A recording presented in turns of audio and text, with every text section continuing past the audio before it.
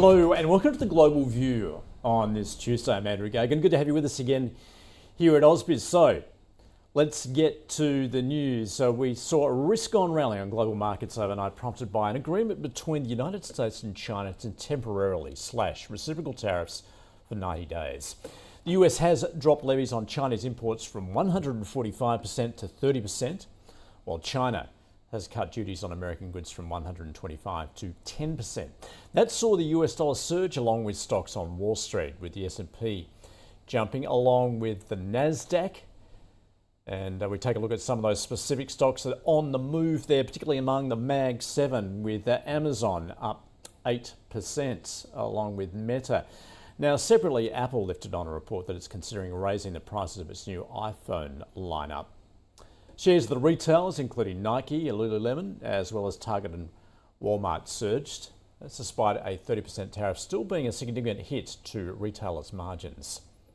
Shares of US drug makers initially fell after President Trump pledged to slash prescription prices by up to 80%, aligning with price levels paid by other wealthy nations. However, they recovered, lifted by the broader markets on news of that trade truce.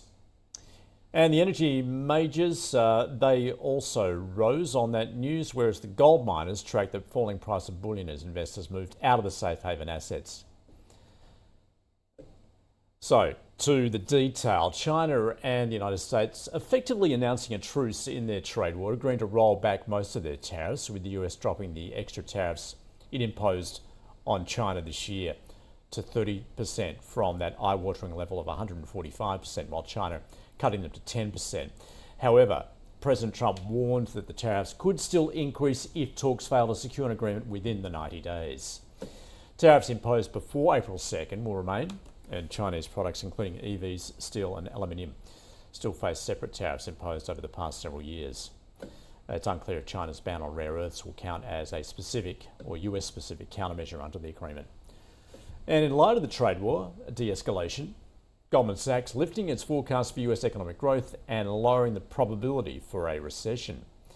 Meanwhile, FOMC member Adriana Kugler saying trade policies are evolving and are likely to continue shifting, even recently as this morning. Still, they appear likely to generate significant economic effects, even if tariffs stay close to the currently announced levels. Well, US Treasury yields rose to the highest level in a month in response to those lower trade tariffs. The 10-year up more than 8 basis points to 4.46, and the 2-year was up some 11 basis points, just shy of 4%.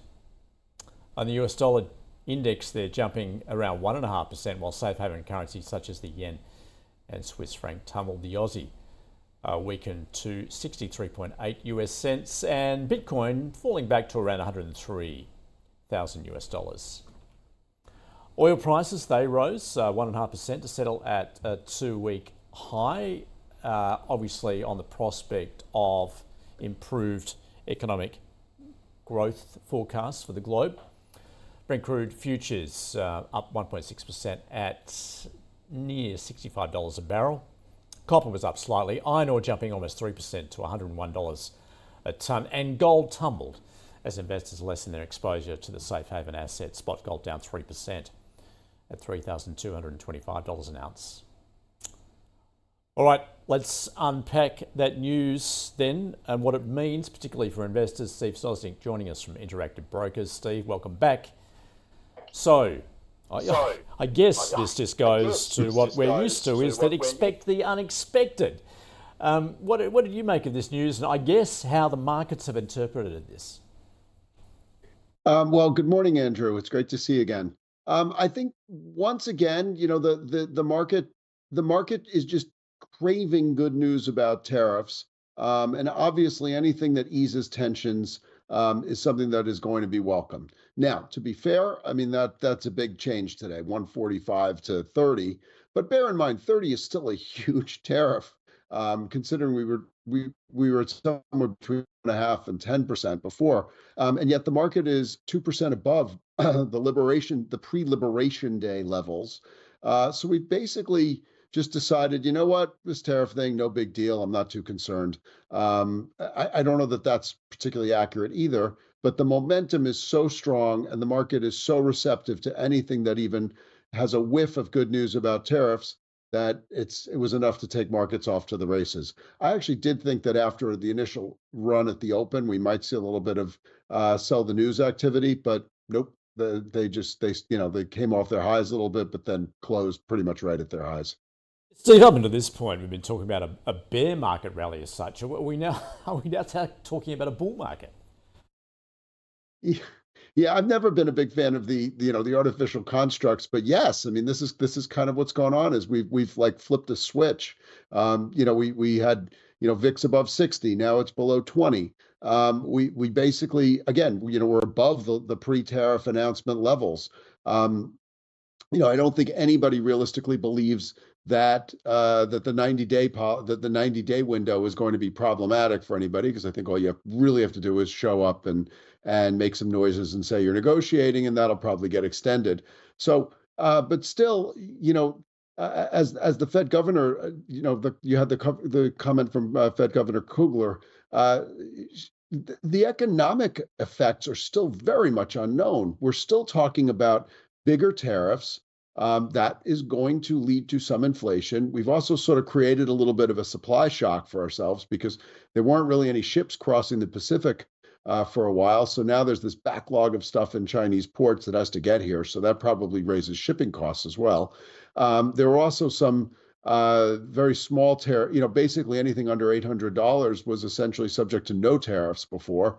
And so now that what they call the de minimis rule is gone. So, anything that all the cheap stuff that people were buying from places like Temu is now 30% more expensive because it wasn't even being tariffed at all. So there's a lot of costs that are going to come through, but the market clearly decided that recession is off the table. And I think what's most interesting is that Fed fund futures predictions for future cuts really just fell apart. And that's telling us that people were far more concerned about a recession than prices, or at least they perceived that the Fed would be far more concerned about a recession than price rises, because otherwise the fact that prices wouldn't be rising it's the opposite of if the market was expecting the Fed to be inflation concerned rather than recession concerned. Steve, you are getting an inflation read this week. Are you expecting some of those effects of the tariffs to be seen in the CPI number? It's a little early because we didn't really bring that much stuff in, so a lot of it has to do with the timing of it. And I'm not enough of an economist to say that I can parse that out exactly. So I think it's going to be a mixed number. There was also you had energy prices fall, so that's going to help the headline number. Of course, as you just reported, that there was a big bounce back there. Um, these are all very fluid situations, and I think it's very difficult to look backwards, particularly into April, where you started to get the tariffs, but they weren't all in place. And so it's going to be a blended number. It's going to be very tricky to parse this out. I think we're going to need 2 or 3 months of data to really see how this all works out.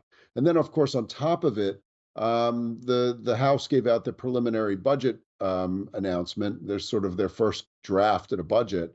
And that has the potential to really blow up the deficit. So it'll be interesting to see how 10-year yields react over the next couple of days, because we saw 2-year yields, as you meant, they both went up, as you mentioned. The 2-year yield went up largely because of the Fed cut projections being reduced. But the long end, it'll be interesting to see how the market sort of deals with the idea of a potentially increasing the deficit in the latest round of budget negotiations. So, Steve, up until this point, it's been that lack of certainty that's certainly bedeviled from the Fed, obviously, to individual companies at the same time. They can't tell what's coming. Can they now, though? This is 90 days, bear in mind. A lot could happen in that time. How are the corporates going to track from here on, do you think? Well, I think it was amazing for the markets to give a pass to all these companies. It just told you how eager the investors were for a rally. Could you have imagined in any other earnings season had any company basically said, you know what, we're going to pull our guidance, and we can't really offer any. We have no clarity of what's going on. That's the kind of thing that would clobber a stock. down, I don't know, double digit percentage because, that's management throwing up their hands and saying, I don't know.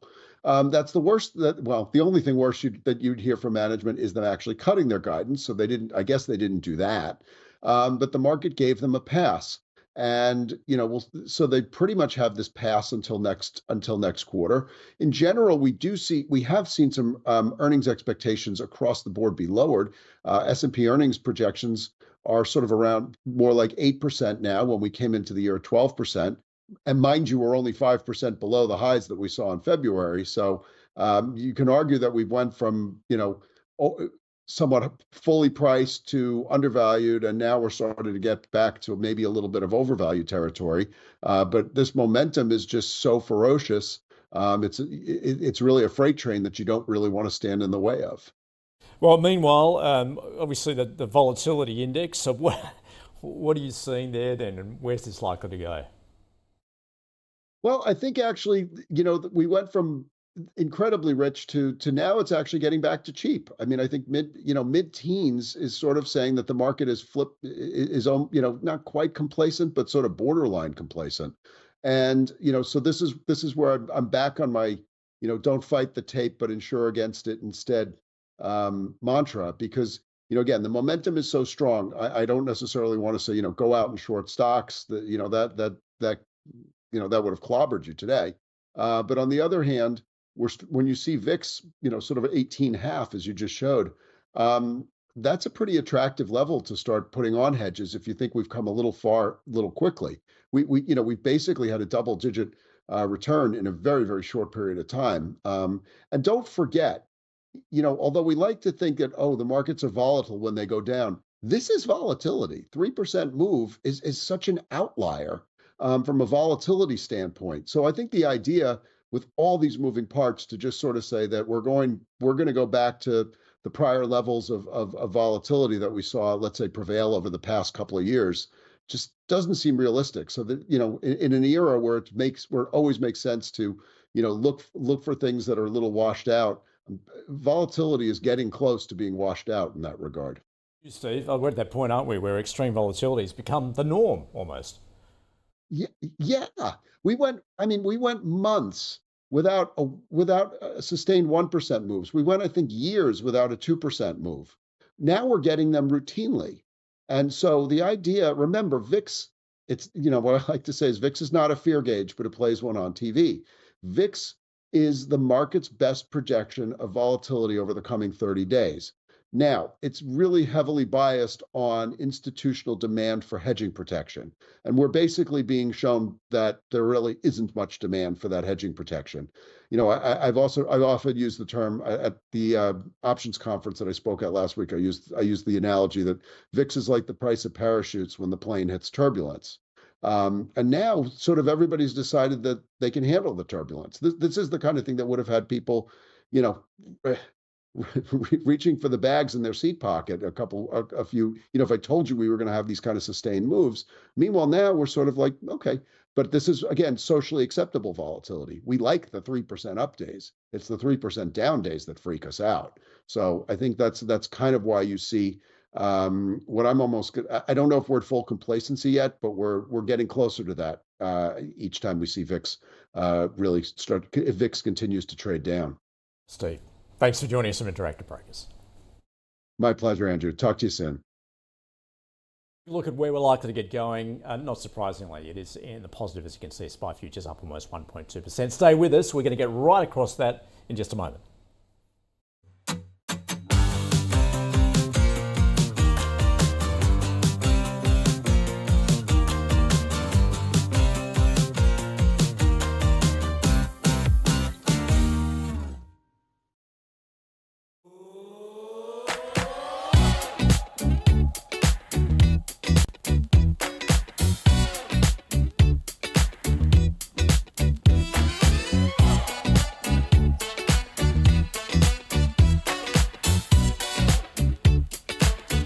The Trade is brought to you by Vantage Markets, delivering one of Australia's most trusted and award-winning trading experiences. Explore smart trading at vantagemarkets.com.au.